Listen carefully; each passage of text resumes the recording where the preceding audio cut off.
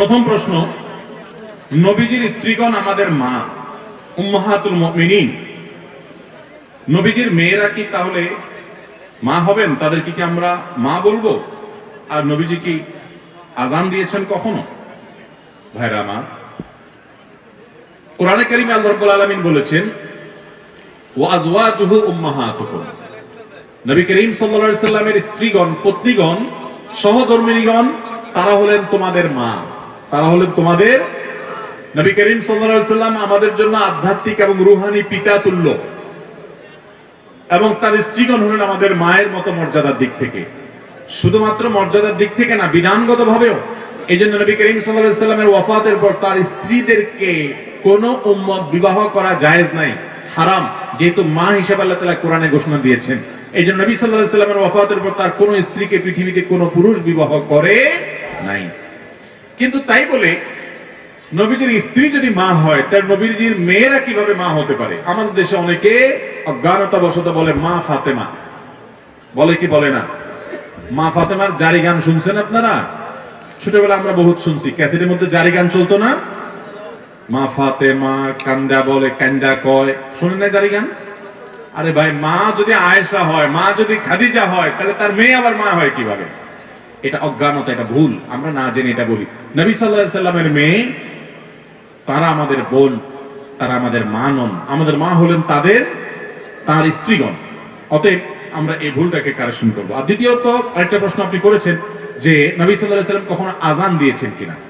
আমার জানা মতে তিনি আজান দেননি, কখনো আজান দিয়েছেন এমনকি আমি জানি না। তবে এটার মানে এই নয় যে আজান দেওয়ার ফজিলত নাই। নবী সাল্লাল্লাহু আলাইহি সাল্লাম আজান দেওয়ার বহু ফজিলত বর্ণনা করেছেন। দুনিয়াতে যারা শুধু আল্লাহকে খুশি করার জন্য আজান দিবে, মর্যাদা জানেন? কিয়ামতের ময়দানে তাদের ঘাড়গুলো অনেক লম্বা থাকবে। আপনি বলবেন ঘাড় লম্বা থাকলে তো দেখতে খারাপ দেখা যাবে, কারণ নোটের মতো দেখা যাবে। না ভাই, এখানে ঘাড় লম্বা থাকবে মানে হলো সবার উপরে তার যে মর্যাদা, এটা বোঝা যাবে। কথা কি বুঝাতে পারছি ভাইরা আমার? বিশেষ করে আল্লাহকে খুশি করার জন্য যদি আজান দেয় কেউ একটা দীর্ঘ সময় পর্যন্ত, তার জন্য অফুরন্ত পুরস্কারের ঘোষণা নবী সাল্লাল্লাহু আলাইহি ওয়াসাল্লাম দিয়েছেন। এজন্য আজান দেওয়া অনেক ফজিলতপূর্ণ। আজানের সবচেয়ে বড় ফজিলত কি জানেন? আজান যিনি দিবেন মুয়াজ্জিন, আল্লাহকে খুশি করার জন্য যদি দেয়, পয়সার ধান্দা চাকরি হিসেবে না দেয়, প্রফেশন হিসেবে না নেয়, সে এই চিন্তা থেকে দেয় যে আমি হাইয়া আলাস সালাহ ডাক দেবো, আমার ডাকে যারা আসবে নামাজ পাঠ করবে, আদায় করবে, এটার জন্য আমি ভূমিকা হিসাবে থাকলাম, আমার কারণে মানুষ আসলো। নবী সাল্লাল্লাহু আলাইহি ওয়াসাল্লাম বলেছেন, মুয়াজ্জিন যখন আজান দেয়, তার আজান শুনে যত মানুষ নামাজ পড়ে, তাদের সবার সমপরিমাণ সওয়াব, তাদেরটা তো তারা পাবেই, মুয়াজ্জিন সাহেবকে আল্লাহ তাআলা দিবেন।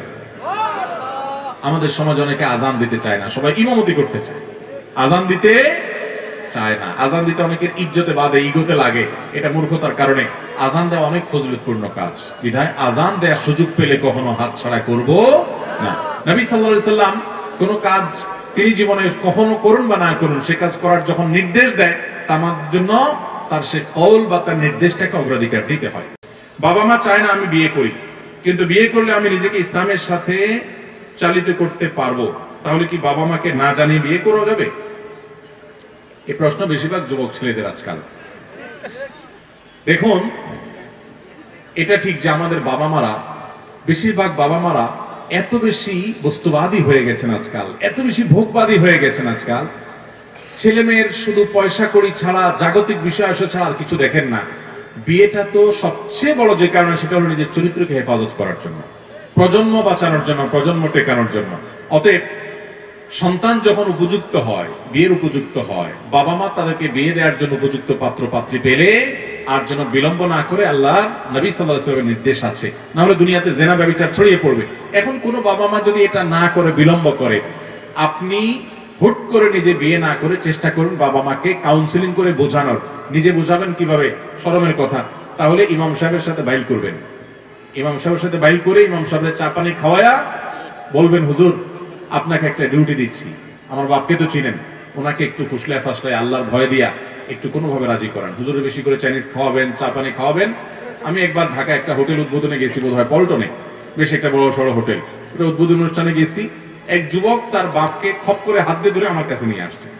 আমি তো অপ্রস্তুত হয়ে গেছি, আইসা বলতেছে, হুজুর ওই যে আপনি এক ওয়াজে বলছেন, এই যে আমার বাপরে ধরে নিয়ে আসছি, এক্ষণ বলে দেন। আমি তো তাসকি খেয়ে গেলাম, আরে সুবহানাল্লাহ, ছেলে বাপ কত মিশুক একজন আরেকজনের সাথে যে নিয়ে আসছে।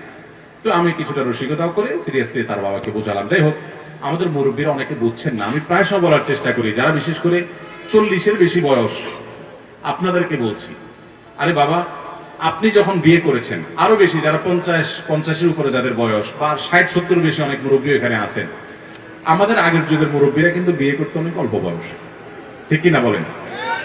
আপনারা এত অল্প বয়সে বিয়ে না করলেও চলতো, কারণ তখন ফেসবুক ছিল না, তখন ইউটিউব ছিল না, তখন হোয়াটসঅ্যাপ মেসেঞ্জার ছিল না, তখন স্মার্টফোন ছিল না, তখন আপনাদের এত ফিতনার রাস্তা ছিল না। তারপরও আপনাদের বাপ মা দায়িত্বশীল আচরণ করছেন, আর আপনারা এত স্বার্থপর, আপনাদের ছেলে মেয়েদের চরিত্র শেষ হয়ে যাচ্ছে, ধ্বংস হয়ে যাচ্ছে, জেনায় লিপ্ত হচ্ছে, আপনারা নির্বিকার পড়ে আছেন। এই আওয়াজগুলো শুনে একটু বোঝার চেষ্টা করেন তাদের কষ্ট। আল্লাহ তাআলা আমাদের মুরব্বীদেরকে হেদায়েত দান করুন। রসিকতা করছি না, আমি সমস্ত মাহফিলে, সব মাহফিলে এটা বলার চেষ্টা করি, ছেলের বাবারা আল্লাহর ওয়াস্তে ছেলেদের বিয়ে দেওয়ার ব্যাপারে আন্তরিক হন। পায়ে দাঁড়ানোর অজুহাত দিয়া 30-35 পর্যন্ত বয়স ঠেলে নিয়ে যায়েন না। মনে রাখবেন, আপনার সন্তানের চরিত্র কোটি কোটি টাকার চাইতে দামি।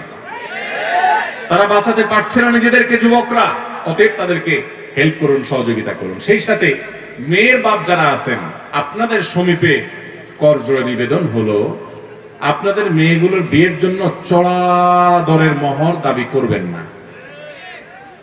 বিয়ে দিবেন, ছেলেটার বেতন 20,000 টাকা, মোহর ধরেন 20 লাখ টাকা। আল্লাহ আপনার কি আকল দিছে বলেন? এটা কি মোহর না তামাশা? 20,000 টাকা বেতনের ছেলের কাছে যখন মেয়ে বিয়ে দিচ্ছেন, মোহর 50,000 হতে পারে, 1 লাখ হতে পারে। এই ছেলেকে 20 লাখ টাকার মোহর, 30 লাখ টাকার মোহর যে চাপায় দিচ্ছেন, এটার মানেটা কি? অসৎ উদ্দেশ্য। যদি বিয়ে ভেঙে যায় তাহলে 30 লাখ টাকা আদায় করবে। এটা একটা বাণিজ্য বানায় ফেলছে মেয়ের বাপরা। ইন্না আযমান নিকাহি বারাকাতান আইসারুহা মাউন হাদিসে আসছে, যে বিয়েতে খরচ, বিশেষ করে মোহর যত কম থাকে, সেটাতে আল্লাহ বরকত তত বেশি দেয়। আমাদের বাপ চাচাদের বিয়ের মোহর কত ছিল জিজ্ঞেস করেন তো? 2 টাকা, 5 টাকা, 10 টাকা। আপনি বলবেন তখনকার 10 টাকা, তখনকার 10 টাকা এখনকার 10 লাখ টাকা সমান তো না। এই মোহর ছিল। বিয়েগুলোকে টিকছে না, সব ভেঙে খান খান হয়ে গেছে। শুধু টিকে নাই, সুপারগুলো আঠার মতো মহব্বত লেগে আছে। আর এখন 20 লাখ, 30 লাখ, 40 লাখ, 50 লাখ মোহর ধরেন, কোনো লাভ নাই। আরো কয়েক বছর আগে জাতীয় দৈনিক বলছে প্রতিদিন ঢাকা শহরে 39টা বিবাহ ভাঙে। ভেঙে সব টুকরা হয়ে যাচ্ছে, মেড ইন চায়না হয়ে গেছে সব ভালোবাসা। অতএব মোহরের বড় ফিগার কখনো সংসার টেকাতে পারে। মেয়ের বাবারা এই অসততার পথ পরিহার করবেন। পয়সাওয়ালা ছেলে খুঁজবেন না। ফজরের নামাজে জামাতে কোন যুবক হাজির হয় নিয়মিত, নামাজ লম্বা লম্বা কেরাত দিয়ে কোন যুবক পড়ে, কোন যুবক বিনয়ের সাথে চলাফেরা করে, এই যুবককে খুঁজে বের করেন। আল্লাহর কসম, কোটি কোটি টাকার মালিক যুবকের চাইতে এই যুবক অনেক শ্রেষ্ঠ। আপনার মেয়ের জীবনটাকে জীবন্ত জান্নাত করে দিতে পারে এই ধরনের যুবকের সঙ্গ। আল্লাহ আমাদের মেয়ের বাবাদেরকে হেদায়েত দান করুন, বুঝার তৌফিক দান করুন। তাহলে ভাই, মূল প্রশ্ন ছিল যে এখন বাপ মারে বাদ দিয়ে বিয়ে করবেন কিনা। আমি কিন্তু সে বুঝা বুঝা জায়গায় আনছি যে বাপ মাকে বুঝে করেন, বাবা মার অবাধ্য যথাসম্ভব হতে যাবেন। হ্যাঁ, যদি এমন হয় যে আপনার চরিত্র হেফাজত করতে পারছেন না, আপনি আলহামদুলিল্লাহ প্রাপ্তবয়স্ক ছেলে, বাবা মা কোনোভাবে ইসলাম বুঝেই না, তাহলে সেক্ষেত্রে আপনি এটা করতে পারেন। কিন্তু তার আগে অবশ্যই বিচক্ষণ কোনো আলেমের সাথে ইন্ডিভিজুয়াল আপনার কেসটাকে ভালো করে বলে তার কাছ থেকে সমাধান নেবেন, তারপর সিদ্ধান্ত নেবেন। কারণ আপনি বয়স কম হওয়ার কারণে, অনভিজ্ঞ হওয়ার কারণে এমন কোন জায়গায় পা দিয়ে ফেলতে পারেন যেটা আপনার বিপদ ডেকে আনবে। বিধায় খুব সাবধানে পা ফেলতে হবে। আল্লাহ কোরআনে অভিভাবকদেরকে নির্দেশ করেছেন, ও আনকিহু, তোমরা তোমাদের অধীনস্থদেরকে বিয়ে দাও। আল্লাহ তাআলা নির্দেশ করেছেন। পয়সা নাই, পায়ে দাঁড়ানোর কথা বলছেন। আল্লাহ তাআলা আয়াতে শেষেও বলে দিয়েছেন, ইউগনিহিমুল্লাহু মিন ফাদলি, আল্লাহ আপন অনুগ্রহে ওদের পয়সার ব্যবস্থা করে দিবেন, ওদেরকে না খাইয়ে মারবেন না, ওদের বিয়ে দাও। আমাদের বাপ চাচা মুরব্বীরা যারা ছিলেন, শতকরা 5 জন তথাকথিত পায়ে দাঁড়ায় বিয়ে করেন নাই। বাপে বিয়ে করাইছে, ওই সংসারে একসাথে চলছে, ঠিক না ভাই? ঠিক, তাদের সংসার টিকেছে। অতএব বাবা মা তাদের দায়িত্ব পালন করবেন। এরপরে প্রশ্ন হলো, মৃত ব্যক্তিকে স্বপ্নে দেখলে কি হয়? মৃত ব্যক্তিকে আপনি যদি স্বপ্নে দেখেন, তাহলে সেক্ষেত্রে 2টা অবস্থার কোন একটা হবে। আপনি হয়তো আপনার মৃত ব্যক্তি, নিকটাত্মীয়, বাবা মা বা কাছের কেউকে দেখেছেন, দেখার পর আপনার মধ্যে অস্থিরতা কাজ করছে, তিনি কষ্টে আছেন এমনটি বোঝা যাচ্ছে। ধরুন তিনি খুব ক্ষীণকায়, খুব চিকনা, ক্ষুধার্ত, কষ্ট পাচ্ছেন, আপনার কাছে কিছু চাচ্ছেন বা এমন কিছু যেটা দেখে আপনার মানসিক অস্থিরতা বেড়ে গেছে, আপনি মনে করছেন তিনি বোধহয় কষ্টে আছেন। তাহলে আপনি তার পক্ষ থেকে প্রথমত আল্লাহর কাছে মাফ চাইবেন, ইস্তেগফার করবেন, চোখের পানি ফেলে আল্লাহর কাছে দোয়া করবেন, আল্লাহ আপনি ওনাকে মাফ করেন। দ্বিতীয়ত, আল্লাহ যতটুকু তৌফিক দিয়েছেন দান সাদাকা করবেন তার তরফ থেকে। মৃত ব্যক্তির জন্য আরো যা যা করা যায়, উমরা করা, হজ করা, দান দক্ষিণা করা, যতটুকু তৌফিকে আছে ততটুকু তার পক্ষ থেকে করবেন। সবচেয়ে বেশি করবেন দোয়া। আর যদি তাকে স্বপ্ন দেখার পর আপনার মধ্যে এরকম কোনো ফিলিংস না হয়, বরং মনে হচ্ছে না তিনি ভালো আছেন, হাসি খুশি এরকম কিছু, তাহলে আল্লাহর কাছে শুকর আদায় করবেন, সুধারণা করবেন হয়তো তিনি ভালো আছেন। কিন্তু খবরদার, আপনার স্বপ্ন কখনো ইসলামের দলিল না। আপনি স্বপ্নে কাউকে দেখলেন যে হ্যাঁ সে এরকম কোন পরিস্থিতি আছে, বোধহয় সে আযাবের মধ্যে আছে, এটা দিয়ে আপনি ফতোয়া দিয়ে দিলেন যে লোকটা জাহান্নামে আছে, এরকম করার কোনো সুযোগ। কারণ আলামুল গায়বের বিষয় একমাত্র আল্লাহ ভালো জানেন, আমরা ধারণা করতে পারি মাত্র। আপনার ধারণা কোনো কিছুকে প্রমাণ করবে না, বিধায় এ বিষয়ে সাবধান থাকতে হবে। তবে হ্যাঁ, মুর্দার জন্য আপনাদের সবসময় দোয়া করা উচিত। এ ধরনের পরিস্থিতি হলে তাদেরকে বেশি দেখলে আরো বেশি দোয়া বাড়াবো এবং তাদের জন্য আমরা আল্লাহর কাছে মাগফিরাত চাইবো, দান সাদাকা করব। এরপর প্রশ্ন হলো, আমি একজন যুবক, বয়স 19 বছর। আমার মনে অনেক ইচ্ছা আমি যেন আল্লাহর রাস্তায় শহীদ হতে পারি, জিহাদের ময়দানে নিজের জীবন দিতে পারি। কোন আমল করার থাকলে বলবেন। ভাই, এর জন্য আল্লাহর কাছে দোয়া করবেন। আর জন্য আল্লাহর কাছে কি করবেন? দোয়া করবেন। যে কোনো ইমানদার জীবন যেহেতু যাবেই, তো আমি আল্লাহর রাহে যেন জীবন দিতে পারি, আল্লাহ যেন আমাকে শাহাদাতের মৃত্যু দিতে পারে, সেই তামান্না আকাঙ্ক্ষা ইমানদারের মধ্যে অবশ্যই থাকতে হবে, সবার মধ্যে থাকতে হবে। আল্লাহ তাআলা আমাদের সবাইকে সেই মর্যাদাপূর্ণ মওত নসিব করুন। বড় অঙ্কের মোহর দাবি করে ওমর রাদিয়াল্লাহু তাআলা দোয়া করতেন, আল্লাহুম্মা ইন্নী আসআলুকা শাহাদাতান ফি সাবিলিক, আল্লাহ আপনার রাহে শাহাদাতের মৃত্যু আমি চাই। অতএব সে দোয়া বেশি বেশি করবেন। বড় অঙ্কের মোহর দাবি করে বিবাহকে কঠিন করে দেওয়া হচ্ছে আজকাল, এ বিষয়ে ইসলাম কি বলে? এ বিষয়ে তো মাত্রই কথা বললাম যে শুধুমাত্র মোহর বড় অঙ্কের দাবি করছে মেয়ে পক্ষ তা নয়, আমাদের এই সমাজে কিছু অনাচার আছে। সে অনাচারগুলোর ভিতরে একটা হলো, বিয়ে করতে হলে এতগুলো এক গাদা স্বর্ণ দিতে হবে, 500 মানুষ খাওয়াইতে হবে, এতগুলো আপনার পালকির সাজ দিতে হবে, এতগুলা পয়সা খরচ করতে হবে। বিয়েটা এত কঠিন করে ফেলা হচ্ছে যে এটা বড় লোকের ছেলে মেয়ে ছাড়া আর বাকিদের দ্বারা সম্ভব হচ্ছে। ভাইরা আমার, বিবাহকে সহজ করতে হবে। বিবাহকে যারা কঠিন করছেন তাদের কারণে সমাজে জেনা ব্যভিচার বাড়ছে, যুবকদের চরিত্র নষ্ট হচ্ছে। এর জন্য তাদেরকেও দায় বহন করতে হবে। মনে রাখবেন, মোহরের পরিমাণ অনেক বেশি হলে, ছেলের কাছ থেকে অনেক ডিমান্ড করলে আপনার মেয়ের সংসার টিকবে না। আপনি ভালো ছেলে দেখেন এবং মোহরের পরিমাণ কমান, এই অনাচার বন্ধ করেন। এটাও এক প্রকারের জুলুম। ছেলে পক্ষ যৌতুক নেওয়া যেরকম অবিচার, মেয়ে পক্ষ আননেসেসারি অস্বাভাবিক 20,000 টাকা বেতনের ছেলেটার কাছে 20 লাখ টাকা মোহর দাবি করা, এটাও জুলুম এবং অবিচার। এটা থামাতে হবে, বন্ধ করতে হবে। আল্লাহ আমাদের মুরব্বীদেরকে, মেয়েদের বাবাদেরকে, গার্জিয়ানদেরকে হেদায়েত দান করুন।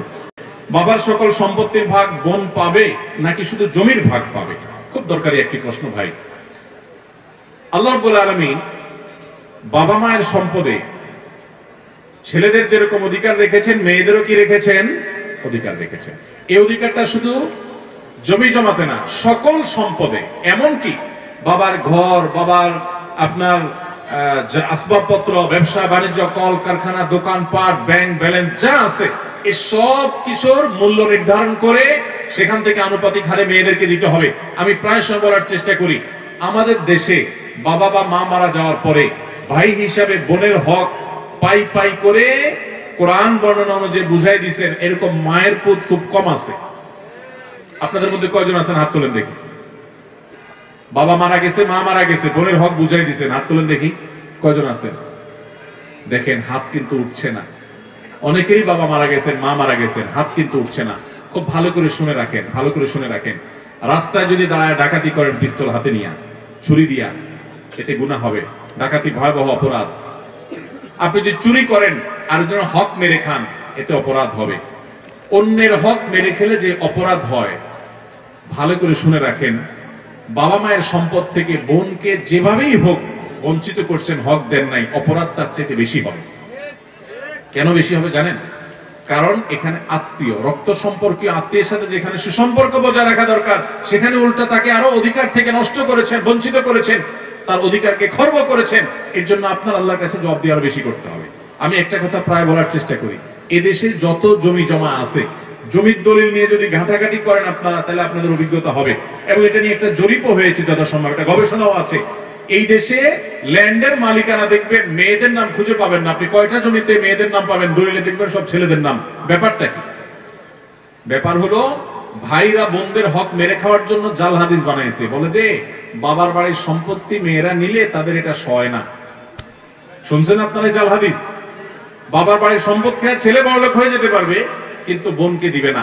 এই 2 নম্বরে আমরা অনেকে করে কি করি না, অনেকে আবার এইটা করে না, একটা কৌশল করে। কৌশলটা আমি বলি। কৌশলটা হলো, ধরেন বাবা মারা গেছে, মা মারা গেছে, বোনদেরকে ডাকে ভাইরা। এটার নাম আমি দিছি বাটপার ভাই। এই বাটপার ভাইরা ডেকে বলে, এখন বোন দেখো, বাবা তো যা রেখে গেছে দেখছো, বাবার জন্য অনেক পয়সা করে আমি খরচ করা লাগছে, অসুখ বিসুখ ছিল, আর তোমাদেরকে তো বিয়ে শাদী দিচ্ছি, সামনেও দেখাশোনা করা লাগবে, বোন বাগিনা আসো। এখন তোমাদের তো এখানে করোনা হাদিস অনুযায়ী আপনার হক আছে, মৌলভী সাহেব বলছে যেটা দিতে হবে, আল্লাহ কোরআনে বলছেন ফারিদাতাম মিনাল্লাহ, আল্লাহ নির্ধারণ, এটা দিতে হবে। এখন তোমরা কি বলো? এমন ভাবে উপস্থাপন করে, বোনরা চিন্তা করে বাবার বাড়ি বিটায় উঠে দাঁড়াইতে হবে, এসে পা রাখতে হবে, এখানে একটু বেড়াইতে আসতে হবে, এখানে নারী পোতা আছে, বাবা মার স্মৃতি আছে, আসতেই হবে। যদি ভাগে নিয়ে যাই, ভাই ভাবি তো আর তাকায়ও কথা বলবে না, তো দরকার হলেও বলে থাক ভাই, দেওয়া লাগবে না, আমরা খুশি। এই 2 নম্বরই করা হয় কি হয় না? মেয়েদের সাথে 2 নম্বরটা এখানে না, বাসর রাত থেকে শুরু হয়। বাসর রাতে ওই যে চড়া অঙ্কের মোহর ধরে মেয়ের বাপরা বোকার মতো পায় না 10 টাকাও ধরে 10 লাখ টাকা। তো ছেলেও কম বাট পান না। বাসর ঘরে যে বউরে বলে, দেখো মোহর তো 10 লাখ ধরছে, আল্লাহর রহমতে কয়দিন পরে ইটালি চলে যাব, কত 10 লাখ আসবে, সবই তো তোমার। এখন তুমি অনুমতি না দিলে তো আমি সামনে আগাইতে পারি না, তুমি কি বলো? এবার মেয়েরাও বোকা, সহজ সরল আমাদের দেশে, বলেছে আরে বলেন কি, টাকা দিয়ে আমি কি করবো, সেসব লাগবে না, সে মাফ করে দেয়, বাস ছেলে পার পায়ে গেল আর কি। এই বাটপারি মেয়েদের সাথে ওই বাসর রাত থেকে শুরু হয়, বাবা মার সম্পদ পর্যন্ত। ফুফু হয়ে গেছে, কয়জন মায়ের পুত আছেন বলতে পারবেন, আমার দাদা সম্পদ দেয় নাই, বঞ্চিত করছে, চাচারা দেয় নাই, বাপেরা দেয় নাই, আমি ভাতিজা হিসাবে ফুফুদেরকে ডেকে হক বুঝাই দিছি। এরকম আছেন মায়ের পুত? খুব একটা নাই এদেশে। ভাইরা আমার, নামাজ পড়তে পড়তে কপালে দাগ ফেলানো এটা সহজ, রোজা রাখতে রাখতে পেটকে ক্ষুধার্ত করে ফেলা এবং পিঠের সাথে লাগায় ফেলা সহজ। অনেক আমল করা এদেশে অনেক সহজ, কিন্তু বাবা মার সম্পদে বোনদের অধিকার কোরআনের বর্ণনা অনুযায়ী পাই পাই করে বুঝাই দেবো, এক ফোঁটাও রাখবো না। তারা না নিলে জোর করে দিব, এবং দেওয়ার সময় বলবো, বোন এটা নিতে তুমি হেজিটেশন করো না, তুমি এটা নাও। বাবার সম্পদে তোমার ভাগ নেওয়ার মানে এই না যে তোমার সাথে আমার সম্পর্ক শেষ হয়ে গেল। ভাই বোন, ভাই বোন রক্তের সম্পর্ক চিরকাল থাকবে। এই ভিটা তোমার, চিরকাল আসবা, বাবা মার স্মৃতি, এখানে তুমি সারা জীবন আসবা, আমি তোমার বাড়িতে যাব। এই হক নেওয়ার সাথে তোমার সাথে আমার সম্পর্ক শেষ হওয়ার কোনো সম্পর্ক নাই, তুমি 100 বার আসবা, এটা নিয়ে যাও। এটা বুক ফুলে বলার মতো বাইরে হওয়ার চেষ্টা করবেন তো ইনশাআল্লাহ। মনে রাখবেন, অন্যের হক মেরে মানুষ কখনো পয়সাওয়ালা হয় না ভাই, এই জমিন রেখে চলে যেতে হবে। হাদিসে আসছে নবী সাল্লাল্লাহু আলাইহি ওয়াসাল্লাম বলেছেন, 1 বিঘত জমি যদি আপনি মেরে দেন, 7 তবক জমিনকে আল্লাহ তাআলা আপনার গলায় ঝুলিয়ে দিবে, কত খাইতে পারিস খা, আযাব হবে। দুনিয়া থেকে নিতে পারবেন না কাপড়ে কাপড় ছাড়া কিছু, সব রেখে যেতে হবে। কাপড়ে কাপড়ের পকেট নাই, কাপড়ের কাপড়ের পকেট নাই, কিছু নিয়ে যেতে পারবেন না, সব রেখে যেতে হবে। কার জন্য? তাহলে 2 নম্বরই করবেন। কিয়ামতের ময়দানে এই বোন আল্লাহর কাঠ গড়ায় আপনাকে আসামি করে দাঁড় করিয়ে আপনার বিরুদ্ধে বিচার চাইবে এবং বিচার করবেন আল্লাহ তাআলা। তো সেদিন দিতে পারবেন না, আমল দিয়ে দিতে হবে। তার আগে দুনিয়াতে বোনদের হক দেব তো ইনশাআল্লাহ। বোনদের হক শুধুমাত্র বাবার জমিনে থাকে না। অনেক ছেলেরা আছে, বাংলাদেশের 99% মানুষ বলতে পারি আমি প্রায়, যে বাবার হক দেয় যারা, তারা ওই মাঠের জমি জমাতে কিছু লামসাম ভাগ দিয়ে দেয়, থোক কিছু দিয়ে দেয়, ঘর ভিটাতে দেয় না, বলে যে এটা ছেলেদের। সবগুলার মূল্য বের করে তাদেরকে সেই মূল্য আনুপাতিক হারে তাদের প্রাপ্য বুঝিয়ে দিতে হবে। দেব তো সবাই ইনশাআল্লাহ। আল্লাহ আমাদের তৌফিক দান করুন। আমার পরিবারের কারণে আমার বাবা তার সম্পত্তি থেকে বঞ্চিত করেছে, তা বলতে গেলে আমার বাবা বলে তোকে কিছু দেব না। আমি আমার বাবার সাথে 2 মাস হলো কথা বলি না, টাকাও দেই না। আমার বউ বলে তোমার বাবা তোমাকে কিছুই দেয় না, তুমি কেন কিছু দিবা, আমার ভবিষ্যৎ আছে, তাই বলে তো আমার কি করা উচিত? ভাই, খুব দরকারি একটা প্রশ্ন। এখানে বাবাও অপরাধে লিপ্ত, আপনার স্ত্রী অপরাধে লিপ্ত। আপনাকে সাবধান হতে হবে। কারণ আপনার বাবা তার সম্পদ থেকে যদি আপনাকে পুত্র করে, আছে না? আমাদের দেশে প্রচলিত আইন এটার ভিত্তি থাকলেও ইসলামী শরিয়ার দৃষ্টিকোণ থেকে কোন বাবা কোন মা সন্তানকে তেজ্য পুত্র করতে পারে না, অর্থাৎ রাগ করে অভিমান করতে পারে কিন্তু সম্পদ থেকে বঞ্চিত করতে পারে না। এটা আল্লাহর নির্ধারণ। আল্লাহ বলেছেন লা তাদরুনা আইয়ুহুম আকরাবু লাকুম নাফা আবাউকুম ওয়া আবনাউকুম লা তাদরুনা আইয়ুহুম আকরাবু লাকুম নাফা। তোমাদের বাবা তোমাদের সন্তান কে তোমাদের বেশি উপকারে আসবে তোমরা জানো না। ফরিদাতাম মিনাল্লাহ। কোরআনে আল্লাহ তাআলা মিরাসের যে আয়াত দিয়েছেন, কোরআনের সবচেয়ে বড় আয়াত কোনটা জানেন? কোরআনের সবচেয়ে বড় আয়াতন আয়াত কোনটা? মিরাস সম্পর্কিত আয়াত, অর্থাৎ সম্পদের বন্টন সম্পর্কে আল্লাহ তাআলা সবচেয়ে বড় আয়াত নাযিল করেছেন। একটা আয়াত শেষ করে আরেকটা আয়াত বলা মানে হলো একটা কথা বলে আল্লাহ থেমেছেন, দাঁড়িয়ে দিয়েছেন, এরপরে আবার নতুন করে কথা শুরু করেছেন।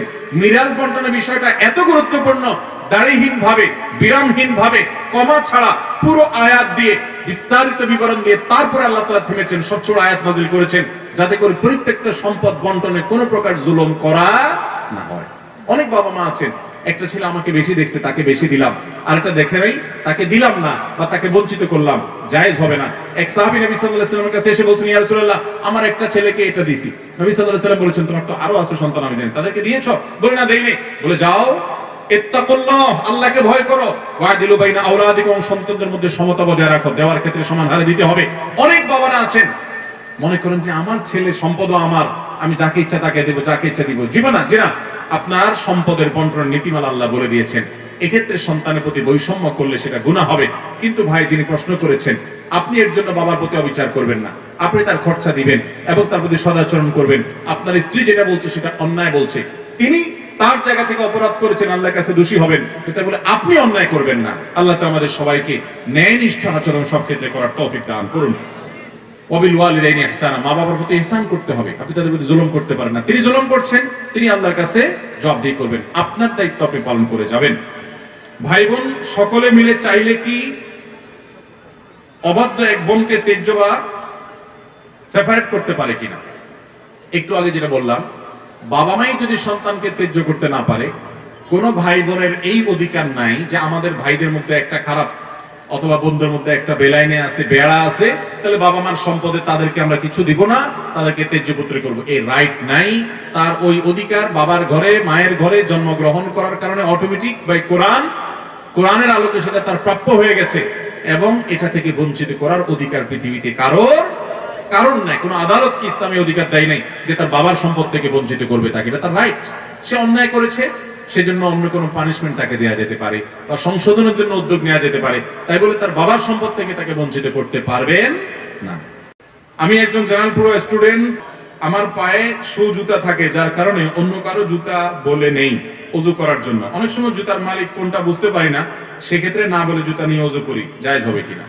চমৎকার একটা প্রশ্ন। বিশেষ করে শু টু যারা বেশি পরেন, কিডস ইত্যাদি পরেন, পরে মসজিদে যান যারা, অনেক ভাইরা আছেন, এই ভাই তো আলহামদুলিল্লাহ ভালো যে তিনি মালিককে জিজ্ঞাসা করে নেন।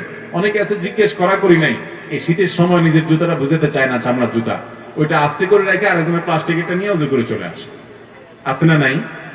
এগুলোকে আমরা মনে করি খুব ছোট ছোট বিষয়, তো কি হবে এতে? ভাই এই ছোট ছোট বিষয়গুলো কি আমাদের মধ্যে অনেক বড় বড় ফানা হয়ে উঠতে পারে। যেই লোকের জুতা ভিজাইলেন, ওই ভদ্রলোক জুতাটাকে শুকনা রাখছে, নামাজ পড়ে বের হয়ে যখন পাও দিয়ে সেট করে দেখবে যে তার জুতাটা ভিজা, তার মনে কষ্ট হবে কি হবে না? সাথে সাথে তার একটা কষ্ট লাগবে কি লাগবে না?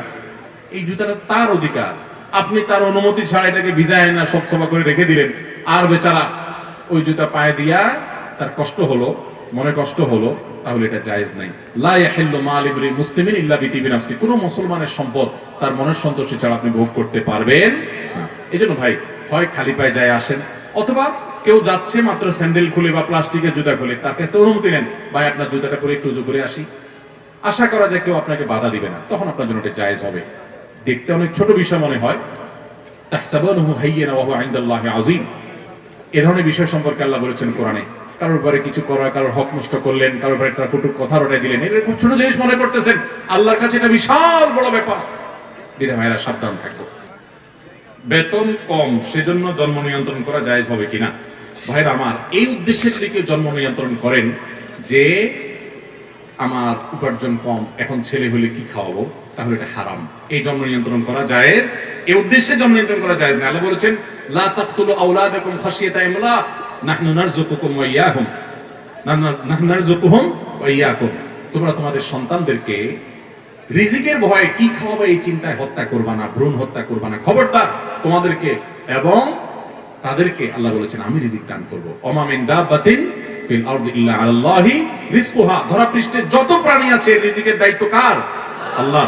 অতএব সন্তানকে এই উদ্দেশ্যে দুনিয়া থেকে আশা থেকে বঞ্চিত করবেন না, বা ভ্রূণ হত্যা করবেন না, বা জন্ম নিয়ন্ত্রণ করবেন না। হ্যাঁ, আপনার স্ত্রীর অসুস্থতা আছে, এখন পরিবেশটা অনুকূলে না, দুটা বাচ্চা হওয়া, বা বাচ্চা হলে মুহূর্তে রাখার কেউ নাই, ধরার কেউ নেই, দুজনেই কাজ করেন, একটু জটিল, একটু সময় নিতে চাচ্ছেন, বা কোনো অন্য যৌক্তিক কারণ আছে, তাহলে সেক্ষেত্রে আপনি অস্থায়ী জন্ম নিয়ন্ত্রণ করতে পারেন।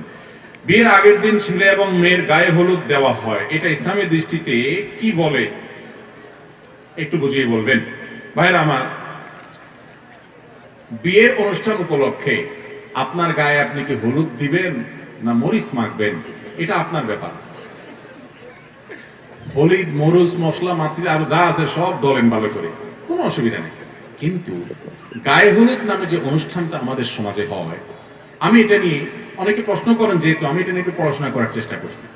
আপনি গুগলে গিয়ে গায়ে হলুদের ইতিহাস, উৎপত্তি সম্পর্কে একটু জানার চেষ্টা করে সার্চ দিন। আমি নিজে পড়েছি। বিশেষ করে আমাদের হিন্দু ভাই বোন যারা আছেন প্রতিবেশী, আমাদের পার্শ্ববর্তী দেশের, আমাদের দেশে হিন্দু ভাই বোন, তারা আমাদের প্রতিবেশী, আমাদের সাথে সহাবস্থান করেন, তাদের অনেকের ধর্মীয় বিশ্বাস অনুযায়ী হিন্দুদের অনেকগুলো ব্লগে গিয়ে আপনি দেখবেন, অনেকগুলো আর্টিকেল পাবেন, অনেকগুলো তাদের ধর্মীয় ওয়েবসাইটে আপনি পাবেন যে বিয়ের শুরুতে দুবলা ঘাস, তারপরে হলুদ, এগুলো কুলায় রেখে বিশেষ কিছু প্রক্রিয়া এগুলো ব্যবহার করলে দাম্পত্য জীবনে সুখী হয়। এটা তাদের বিশ্বাস, তাদের বিশ্বাস, তাদের ব্যাপার। এটা একজন মুসলমানের বিশ্বাস হতে পারে?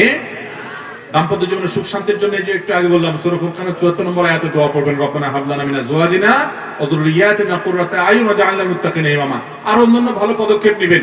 ওই হলুদ মরিচ গায়ে মাখালে দাম্পত্য জীবনে সুখ হবে, এটা জীবনেও সঠিক না।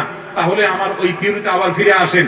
বুড়া মুরব্বী চাচা যারা আছেন এখানে, একজনও হলুদ মরিচ কিচ্ছু মাখায় নাই, শান্তিতে অনেক বেশি আছে আপনাদের যুবকদের চাইতে আজকাল। এত মহব্বত করেন এখন যুবকরা যুবতীদেরকে, মেসেজ দেন, আই লাভ ইউ টু, এটা লেখেন, সেটা লেখেন, প্রেমের চিঠি লেখেন, মেসেঞ্জারে মেসেজ লেখেন, ফোন করেন, হোয়াটসঅ্যাপে, আরে বাপরে বাপ, মেইল করেন, তারপরে চটপটি খাইতে নিয়ে যান, কাপড় একটা জায়গায় 10টা কিনে দিয়ে যান, তারপরে কয়েকজন ঠুস করে ভেঙে যায়। আর মুরব্বীরা যায় দেখেন সারা জীবনে, সারা বছর একটা শাড়ি দিতে পারছেন বহুত কষ্টে, সকালে বাইরে হয়ে গেছে মুরব্বী কাজে, আর মুরব্বীর বউ, মানে তখন তার মুরব্বী ছিল না, ইয়াং ছিল, কাজে আছে, দেখাও চেহারা দেখা দেখি হইতো না মুরব্বীদের সামনে। ওই রাত্রে সবাই শুয়ে গেলে একটু দেখা হইতো, ততক্ষণে হারিকেন বন্ধ, তারপরও তাদের সম্পর্ক অনেক সুনিবিড়। অতএব গায়ে হলুদের নামে যে সমস্ত অশ্লীলতা হয়, বিশেষ করে আজকাল কি হয়, একে তো বিশ্বাসগত ত্রুটি আছে, আর একটা হলো গায়ে হলুদ অনুষ্ঠান মানে হলো সবচেয়ে নোংরামি। মেয়েদের গায়ে হলুদ মানে ছেলেরা মাখামাখি ঢলাঢলি করবে, ছেলেদের গায়ে হলুদে মেয়েরা ঢলাঢলি করবে, এই যে নারী পুরুষের ঢলাঢলি এবং গান বাদ্যযন্ত্র। বিয়ে উপলক্ষে একটা কথা বলে রাখি, যারা বিয়ে করেন না, এখন অনেক যুবক ভাইরা গার্মেন্টস কর্মীরা আছেন, বিয়ে করেন না, ভালো করে শুনে রাখেন। বিয়ে উপলক্ষে আজকাল একটা অনাচার, একটা অসভ্যতা, একটা জঘন্য অন্যায় অপরাধী সমাজে অনেক যুবকরা করে, সেটা কি জানেন? বিয়ে উপলক্ষে বিশাল বড় ব্যান্ড পার্টি ভাড়া করে আনে, ধুমধাড়াক্কা গানের আওয়াজে পুরো এলাকা থরথর করে কাঁপতে থাকে। এটা শুধু নাজায়েজ বা হারাম না, এটা রীতিমতো পশুকে হার মানানো একটা নোংরাম এবং অসভ্যতা। আপনার মনে চাইছে গান শুনতে, আপনি আপনার দরজা বন্ধ করে গান শুনতে শুনতে আপনি মরে যান, তাতে আমার কিছু আসে যায় না, কিন্তু আপনি আমাকে গান শুনতে বাধ্য করবেন, আমার কথাবার্তা বলতে অসুবিধা হবে, আমার ব্যক্তিগত জীবন ব্যাহত হবে, এটা কখনো গ্রহণযোগ্য হতে পারে না। ওয়াজ মাহফিলের আওয়াজ ওদের মানুষের কষ্টের কারণ না হয়, তার জন্য আমরা সব জায়গায় কথা বলি, সেখানে আপনি ডেক্সেটের গানের আওয়াজে, আপনার হাই ভলিউমের আওয়াজে আশেপাশে মানুষের জীবন অতিষ্ঠ হবে, এটা কখনো জায়েজ হতে পারে না। এই নোংরামি থেকে আমাদের বিয়েগুলোকে আমরা বাঁচাবো। গায়ে হলুদের নামে নোংরামি, অসভ্যতা, অশ্লীলতা এগুলো করবেন না, এগুলো গুনাহের কথা। বিয়ের মধ্যে যদি হারাম থাকে, ওই বিয়েতে আরাম থাকবে না, শান্তি হবে না। অতএব যুবকরা নিয়ত করে নিন।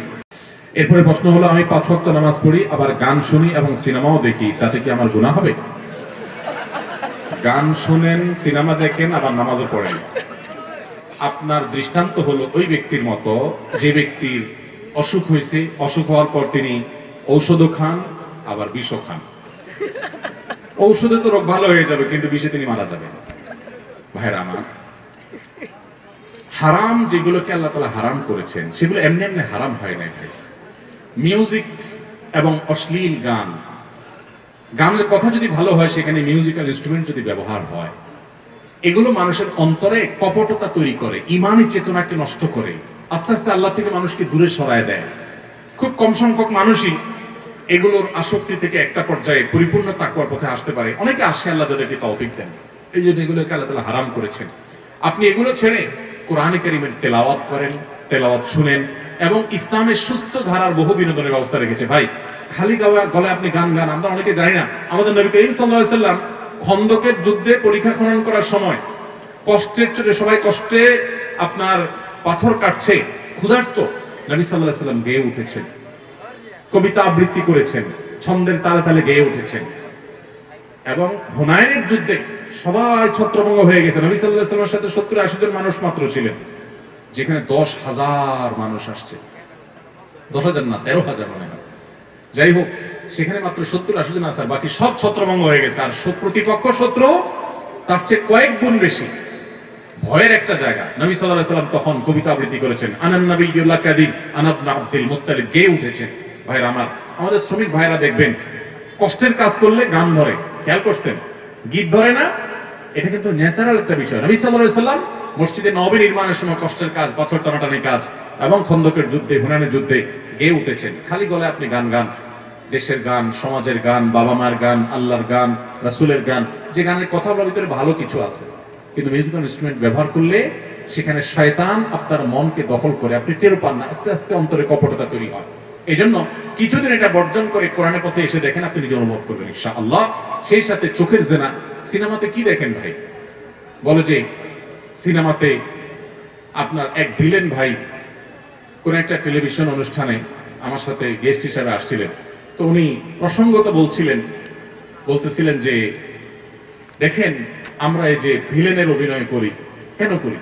আমরা সিনেমাতে এগুলো করে মানুষকে দেখানোর চেষ্টা করি, দেখো ভিলেন সে যত শক্তিশালী হোক আর যত গুন্ডা পান্ডা নিয়ে যত যাই করুক, শেষ পর্যন্ত সিনেমার লাস্টে ফিনিশিং এ কিন্তু তার পতন হয় এবং নায়কের জয় হয়, সততার জয় হয়। এই কথাটা বোঝানোর জন্য আমরা সমাজে এই সিনেমা করি। সুবহানাল্লাহ বলবেন না? আমার কথা হলো, সিনেমা দেখে চুরি ছাড়ছে, চামারি ছাড়ছে, ডাকাতি ছাড়ছে, বাপমার অবাধ্যতা ছাড়ছে, ভালো হয়ে গেছে, এরকম একটা মানুষ দেখাতে পারবেন? আমি গত কয়েকদিন আগে দিনাজপুরে একটা মাহফিলে, অনেক গভীর গ্রামের মাহফিল শেষ করে যাচ্ছি, তো আয়োজক বগুড়ার মুফতি মনোয়ার ভাই, নাম করা আলেম, উনি আমাকে ফোন দিয়েছেন, দিয়ে বলছেন, ভাই একটা সুসংবাদ শুনে আপনার। কি সুসংবাদ? হাদিয়াটা দিয়ে দিয়েছে, আমি চলে যাচ্ছি, আবার কি সুসংবাদ? তো বলে, সুসংবাদ হলো ভাই, আপনি বউ শাশুড়ি নিয়ে কথা বলেছেন এবং সেখানে প্রচুর মহিলা ছিলেন। এক বৃদ্ধা তার বাড়িতে যাওয়ার পর তার বৌমার সাথে তার দীর্ঘদিন কথাবার্তা নাই, আলাপ সালাপ নাই, ডা কুমড়া সম্পর্ক, ইউক্রেন রাশিয়া যুদ্ধের মতো, একজন আরেকজনের চেহারা দেখতে পারে না। বিশেষ করে বউয়ের প্রতি শাশুড়ি জুলুমটা করছে মূলত।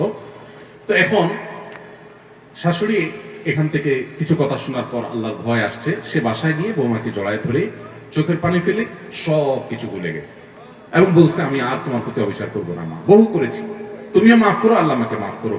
এই কাজটা করে ভদ্র মহিলা আবার ফোন করে আয়োজকদের কাকে ফোনে জানাইছে, তারা আমাকে জানাইলেন। আমি একটা বড় নিঃশ্বাস ফেলে বললাম, আলহামদুলিল্লাহ। ভাইরা আমার, এটাই সাফল্য। তো এই নাটক সিনেমা থেকে মানুষ বলে সমাজে অনেক কিছু শিখে, এগুলাতেই শিখে কোনো মানুষ হয়েছে এবং দেখতে পারবেন না। এগুলা দেখে বহু পোলাপাইন তথাকথিত প্রেমকে জয় করতে গিয়ে বাবা মার অবাধ্য হয়ে আত্মহত্যা পর্যন্ত করছে, এরকম শত শত ঘটনা আছে। অতএব এগুলো ছেড়ে দেন, আল্লাহর ভয়, এগুলো হারাম। চোখের জেনা করবেন না। সিনেমাতে কি দেখেন? সারাদিন গান শুনেন, প্রেমের গান সম্পর্কে বাংলাদেশে একজন বড় আলেম মুফতি কাজী ইব্রাহিম হাফিজাহুল্লাহ, তার একটা উক্তি আছে, বড় চমৎকার উক্তি। তিনি বলেছেন, ফাক্কাল্লাহু আসরাহ, মুফতি সাহেব বলেছেন যে ভাই, এই যে অবৈধ প্রেম, 2 নম্বর সম্পর্ক, বিবাহের মধ্যে যেটা হয়, এটার আলটিমেট রেজাল্ট কি জানেন? আলটিমেট রেজাল্ট হলো জ্বালা পোড়া, অস্থিরতা, মনে যে সুখ শান্তি হয় না। সুখ শান্তি ওই স্বামী স্ত্রী জামাই বই হয় শেষ পর্যন্ত, ওই জায়গায় হয় না। বলে প্রমাণ? উনি বলে, প্রমাণ হলো প্রেমের যত গান আছে, এটার নাম দিয়েছে প্রেম। আমার প্রেম বলতে লজ্জা হয়, এটা ভণ্ডামি। কিসের প্রেম? প্রেম হলো স্বামী স্ত্রীর মধ্যে। এখানে হলো চটপটি খাওয়ার ধান্দা, ফুচকা খাওয়ার ধান্দা, ছেলেদের ফুসনষ্টি করার ধান্দা, নাম দিয়েছে প্রেম। এটা কয়টা বিয়ে পর্যন্ত গড়ায়? সব 2 নম্বরই। কয়েকটা মেয়ের সাথে বদমাইশিতে লিপ্ত। এদিকে হুজুর এসে বলে, হুজুর মহিলা মাদ্রাসার একটা মেয়ে দেখবেন আমার জন্য। আমি বহুত ছেলেকে এরকম দেখছি, যে হাত বাদ এরকম ব্যক্তিগতভাবে চিনি, তখন সাবধান করি। কারণ বিয়ে করার সময় রাবিয়া বলছি খুঁজে আর দুনিয়ার কাম করে। যাই হোক, তো এই প্রেমের গান বলে যেগুলারে বলেন আপনারা, এগুলো বেশিরভাগ দেখবেন যে জ্বলে গেল রে, পুড়ে গেল রে, শেষ হয়ে গেল রে, বাঁচাতে পারবে না কেউ, আমি মরে গেলাম রে, শেষ হয়ে গেলাম রে, ঠিক না? ওর ধ্বংস এমনি দুনিয়া থেকে হয়ে গেছে, আল্লাহর গজবের উপর এমনি নাজিল হয়ে গেছে। এই জন্য হারামে কখনো আরাম। অতএব ভাইরা আমার, 5 ওয়াক্ত নামাজ যে ভাই পড়েন তিনি মেহরবানি করে এই হারাম গুলো ছেড়ে দেন, এগুলো করবেন না। সর্বশেষ প্রশ্ন, বিবাহিত মহিলারা বাবার বাড়িতে বেড়াতে গেলে কি কসরের নামাজ পড়বে নাকি পুরা নামাজ পড়বে? ভাইরা আমার, খুব দরকার একটা প্রশ্ন। যে সমস্ত মহিলাদের বিয়ে হয়ে গেছে তারা যখন বাবার বাড়ি যাবেন, সেটা যদি সফরের দূরত্ব হয়, অনেক দূরে আরেক জেলায় হয়, তাহলে সেক্ষেত্রে সেখানে গিয়ে তারা সফরের নামাজ অর্থাৎ কসরের নামাজ পড়বেন যদি তারা 2-4 দিন বেড়ানোর নিয়ত করেন। কারণ সেটা তাদের মূল ঠিকানা না এবং আপাতত সেখানে বসবাসও করছেন না। তাদের মূল ঠিকানা এখন স্বামীর সাথে স্বামীর সংসার। সেটা যদি সেখানে তাদের বাড়ি থাকে, রুম থাকে, কক্ষ থাকে, সেখানে তার একটা ঠিকানা থাকে, অথবা অনেকে সেখানে বসবাস করে স্বামী সংসার নিয়ে, তাহলে সেখানে সে পুরো নামাজ পড়বে। নরমালি সেখানে কসর নামাজ পড়বেন, পুরো নামাজ পড়বেন না বাবা মেয়েরা, বিয়ের পরে বিবাহিত মেয়েরা। ভাইরা আমার, মহিলা মানুষ কার সাথে দেখা করতে পারবে এবং মহিলা মানুষ মারা গেলে কবরে তাকে কে রাখবে? ভাইরা আমার, মহিলার মাহরাম যারা, তারা তাকে কবরে রাখতে পারে। যেমন কথার কথা ভাই রাখবে, বাপ রাখবে, যে কোনো মাহরাম যারা আছেন তারা রাখবে, ছেলে রাখবে, যে কোনো মাহরামরা রাখবে যথাসম্ভব। আর মেয়ে মানুষ যখন বালেগ হয়ে যাবে তখন তার জন্য তার বাবা, তার ভাই, তার স্বামী তো বটেই, তার ছেলে, তার চাচা, এরা ছাড়া মামা, এরা ছাড়া এই যে পুরুষদের সাথে তার বিবাহ বন্ধনে আবদ্ধ হারাম, তারা ছাড়া বাকি সব পুরুষরা তার সাথে পর্দা করে চলতে হবে। তিনি তাদের থেকে নিজেকে, নিজের সৌন্দর্যকে লুকানোর চেষ্টা করতে হবে। পর্দার এই বিধানটা ফরজ। এটা নারীর নিরাপত্তা, এটা নারীর সম্ভ্রম, এটা নারীর ইজ্জত, এটা নারীকে তুচ্ছ করবার জন্য নয়, এটা নারীকে ছোট করবার জন্য নয়। আল্লাহ রাব্বুল আলামিন আমাদের বোনদেরকে পর্দার সাথে চলার তৌফিক দান করুন। আমাদের চোখগুলোকে আল্লাহ তাআলা জিনা থেকে, গুনাহ থেকে হেফাজতে থাকার তৌফিক দান করুন। জাযাকুমুল্লাহু খায়রা ওয়া আখিরু দাওয়ানা আলহামদুলিল্লাহি রাব্বিল আলামিন।